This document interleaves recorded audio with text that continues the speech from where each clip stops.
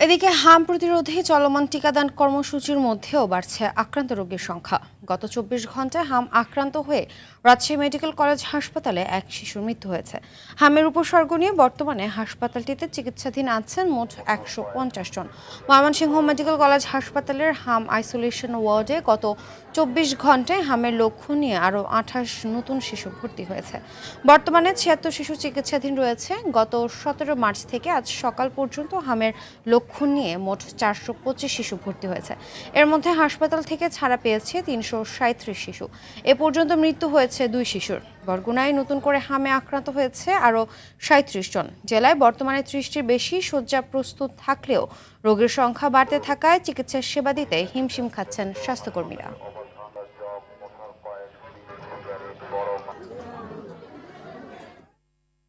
হাম আক্রান্ত রোগীদের সবশেষ খবর জানাতে বরগুনা থেকে সরাসরি যুক্ত হচ্ছেন সহকর্মী মনির হোসেন কামাল। মনির, আক্রান্ত রোগীরা চিকিৎসা পেতে ভোগান্তির শিকার হচ্ছেন কিনা আর সব মিলে সেখানকার পরিস্থিতি কি জানাবেন? ছারহিনা, বরগুনায় হামে আক্রান্ত রোগীর সংখ্যা প্রতিদিনই কিন্তু বৃদ্ধি পাচ্ছে। গত ২৪ ঘন্টায় ৬৮ জন শিশু হামে আক্রান্ত হয়েছে, যার মধ্যে ৩৯ জন বরগুনা হাসপাতালে ভর্তি আছে, বাকিরা অন্য হাসপাতালগুলোতে ভর্তি রয়েছে।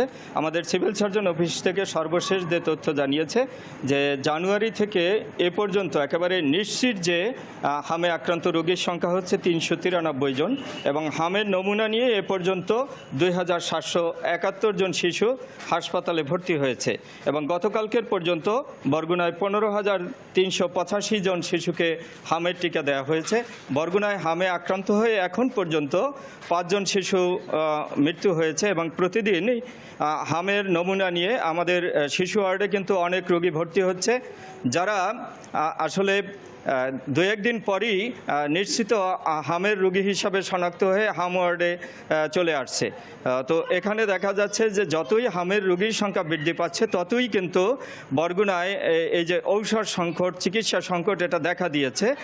কেননা আগে থেকেই ঔষধ সরবরাহ নেই, রোগীদেরকে ঔষধ কিনতে হচ্ছে নিজেদের টাকা দিয়ে, সরকারিভাবে তেমন একটা সরবরাহ নেই। এখানে রোগীরা যারা ভর্তি হচ্ছে তাদের কিন্তু শুধুমাত্র ভিটামিন আর দু একজনের স্লাইন ছাড়া আর কোনো ঔষধ এখান থেকে রোগীরা পাচ্ছে না।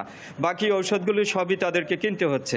অভিভাবকদের দাবি হচ্ছে এবং রোগীর স্বজনদের দাবি হচ্ছে, যেহেতু বরগুনা হাম স্পট হিসাবে ইতিমধ্যে চিহ্নিত হয়েছে, এখানে জরুরি ভিত্তিতে যেন হামের চিকিৎসায় যে ধরনের ঔষধ দরকার সেই ঔষধ যেন সরকারিভাবে এখানে সরবরাহ করা হয়।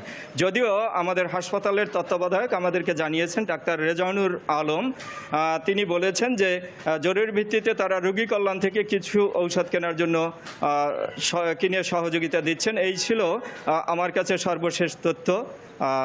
সারহিনা, ধন্যবাদ।